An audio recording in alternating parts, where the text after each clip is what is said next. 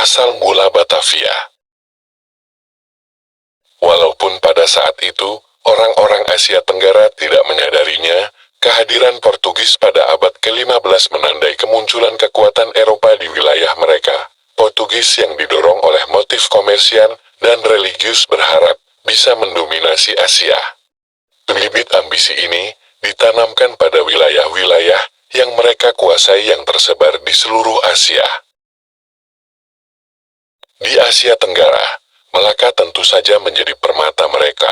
Namun, Portugis tidak membentuk kekuatan organisasi dan angkatan laut yang memadai untuk mencapai tujuannya, sehingga mereka segera tersaingi oleh bangsa Eropa lainnya yang lebih maju, terutama Inggris dan Belanda.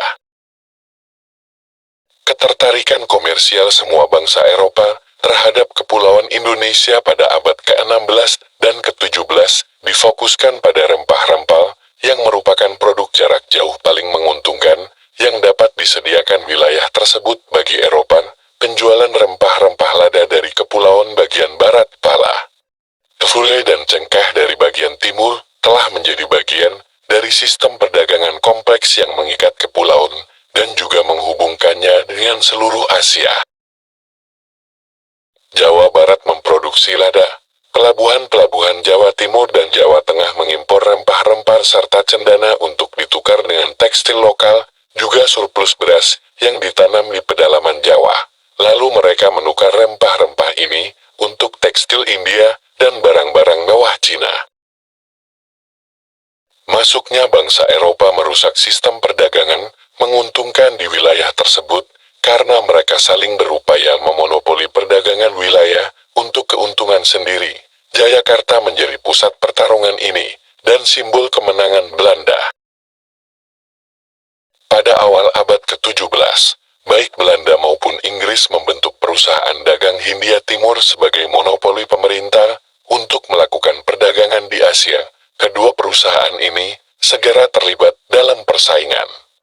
Perusahaan dagang Hindia Timur Belanda merupakan perusahaan khusus yang dijalankan oleh sebuah dewan direktur yang disebut sebagai Heren 17, yakni 17 orang perwakilan para pemegang saham.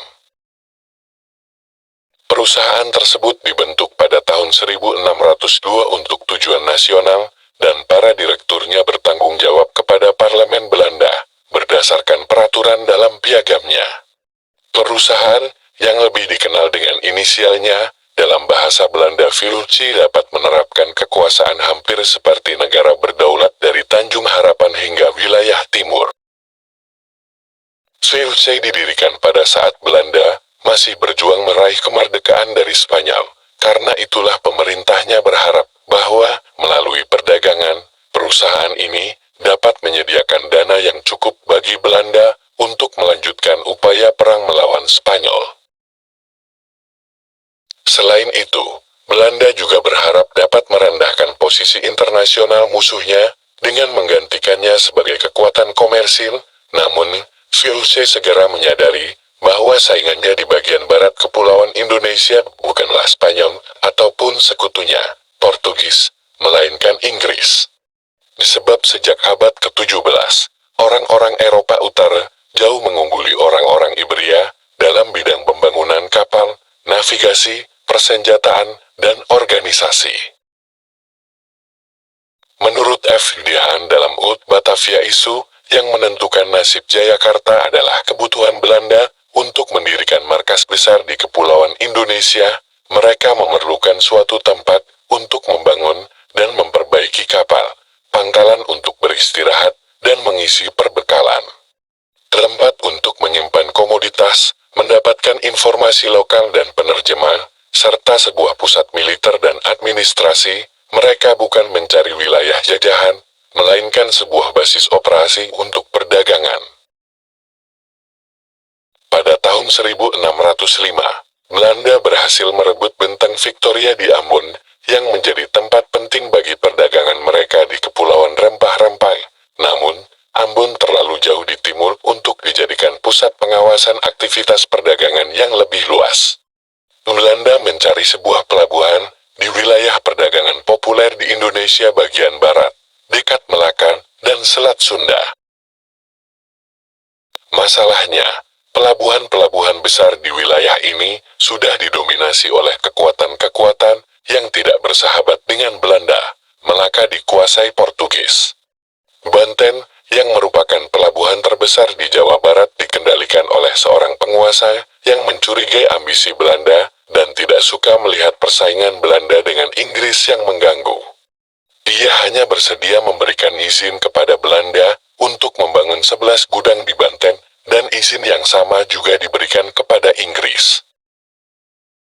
Belanda segera mengalihkan perhatiannya ke Jayakarta atau Jacatra, sebagaimana mereka menyebutnya sebagai lokasi yang berpotensi dijadikan markas besar.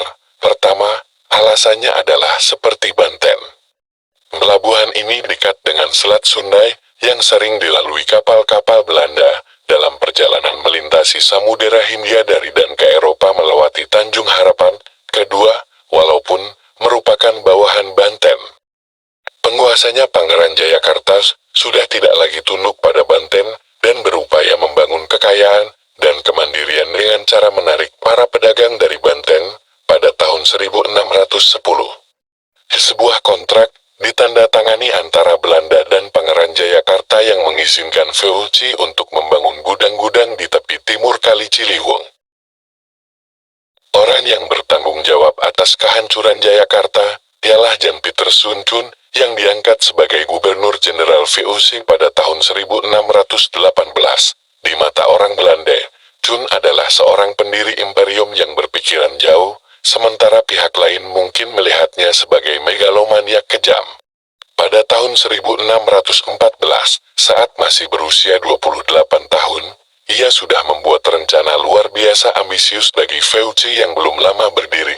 Ia membayangkan bahwa Belanda akan memiliki rangkaian pos perdagangan di seluruh Asia yang memungkinkan negeri itu untuk mendominasi seluruh perdagangan di wilayah tersebut. Chun menekankan pentingnya pengendalian lokal sebagai tempat pengumpulan komoditas Asia dan pusat kolonisasi karena ia beranggapan bahwa dominasi Belanda membutuhkan banyak orang Belanda yang berada di wilayah lokal untuk perdagangan intraregional, aktivitas militer, akuntansi, pekerja terampil dan pengawas perkebunan. Sebagai pemimpin yang berada di tempat jauh dari Belanda yang harus ditempuh dalam waktu berbulan-bulan dengan kapal, Chun memiliki posisi sebagai penentu keputusan vital. Sebagai orang yang penuh ambisi, Chun menggunakan kekuasaannya secara maksimal. Ia mengintimidasi Heren 17 melalui korespondensi agar mendukungnya. Surat-suratnya penuh dengan keluhan tentang kelambanan para dewan dalam menyediakan suplai penting, yaitu kapal, dana dan sumber daya manusia. Ketika Chun menjadi Gubernur Jenderal pada tahun 1618, hubungan antara Belanda, Inggris dan Jawa sudah sangat buruk.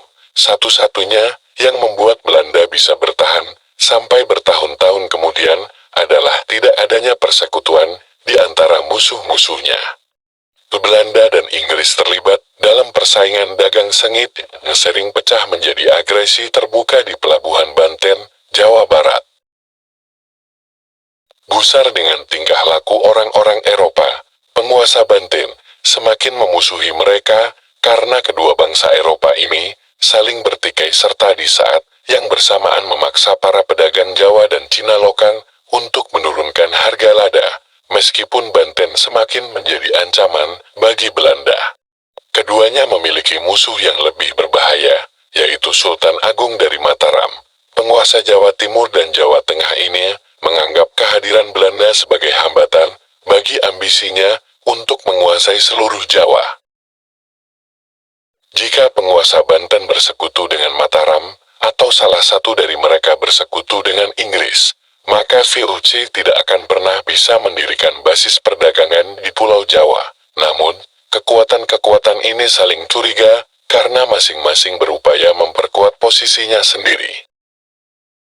Pada tahun 1618, Chun memutuskan untuk mengambil tindakan antisipasi di Banten karena beranggapan bahwa VOC akan menghadapi bahaya dari Inggris dan penguasa Banten. Ia memperkuat pertahanan bangunan-bangunan milik Belanda di Jayakarta dan memperbanyak tentara garnison di di sana lihat peta 1,2.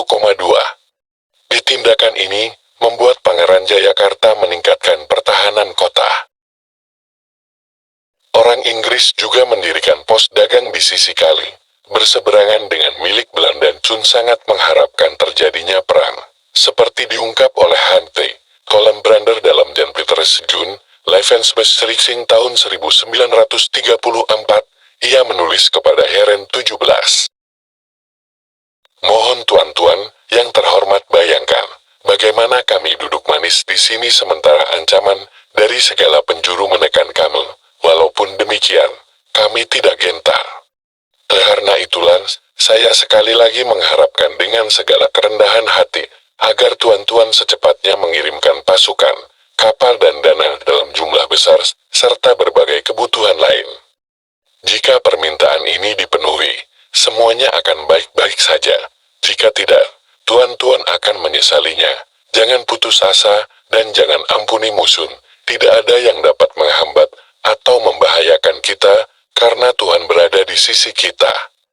Jangan pula terpengaruh dengan kekalahan-kekalahan sebelumnya, karena kita dapat membuat pencapaian besar di Hindia dan di saat yang bersamaan mendapatkan keuntungan besar setiap tahun dari wilayah ini. Kecemasan yang bercampur dengan semangat Kun yang meluap-luap dapat dipahami, karena pada saat itu akhir tahun 1618 pasukan Chun kalah jumlah dengan Inggris. Pada 14 Desember tahun 1618, armada Inggris menangkap sebuah kapal Belanda di Banten. Sebagai balasannya, Chun membakar POS dagang Inggris di Jayakarta. Armada Inggris berkekuatan 14 kapal berlayar ke Jayakarta, lalu terlibat dalam sejumlah pertempuran kecil dengan 8 kapal Belanda.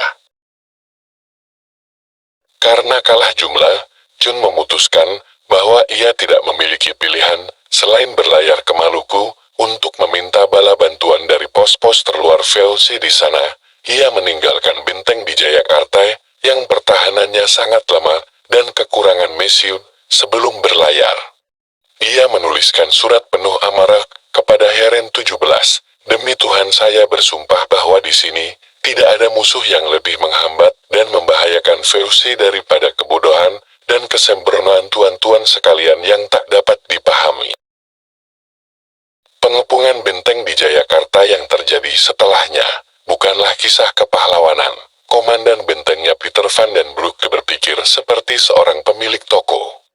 Hal yang paling membebani pikirannya dalam situasi tersebut adalah bal-bal katun dan sutra mahan yang terpaksa dikeluarkan dari gudang untuk digunakan sebagai barikan. Namun, sebenarnya benteng ini jauh dari bahaya besar. Alasannya sederhana, yaitu Inggris dan Jawa tidak bisa mencapai kata sepakat mengenai pihak mana di antara mereka yang akan menyerang. Penguasa Banten pun mengirimkan armadanya ke lokasi untuk mencegah Inggris maupun Pangeran Jayakarta mengambil kesempatan dalam kelemahan Belanda dan memperkuat posisi terhadap Banten. Setelah kontak senjata setengah hati antara Belanda dan pasukan Jayakarta, pertempuran beralih menjadi perundingan pada 14 Januari. Pangeran Jayakarta melakukan tindakan putus asa dengan menahan beberapa tokoh negosiator penting Belanda, tapi situasinya segera menemui jalan buntu. Belanda menyadari bahwa situasinya sudah aman ketika Inggris mundur, karena gentar dengan keberadaan armada Banten, ditambah dengan disingkirkannya Pangeran Jayakarta oleh Banten di dalam benteng. Orang-orang Belanda segera merayakan kejadian-kejadian ini, dan dalam suatu pesta yang diadakan pada 12 Maret tahun 1619, mereka menamakan bentengnya menjadi Batavia untuk menghormati leluhur bangsa Belanda, yaitu orang-orang Batavia. Walaupun tidak segera mendapatkan pengakuan resmi, nama ini terus bertahan dan diakui oleh VOC pada tahun 1621. Ketika Chun kembali pada Mei tahun 1619 sangat telat, karena halangan yang tidak terduga benteng dan penghuninya berada dalam keadaan aman, walaupun semua itu bukan berkat upaya mereka, dengan kekuatan superior yang sekarang ada di bawah komandonya. Ia mengambil kesempatan untuk menjadikan Jayakarta sebagai markas besar VOC di Hindia yang sudah lama diinginkannya. Pada 30 Mei, pasukan VOC membumi hanguskan kota dan istana Jayakarta ini. Semua penduduknya melarikan diri.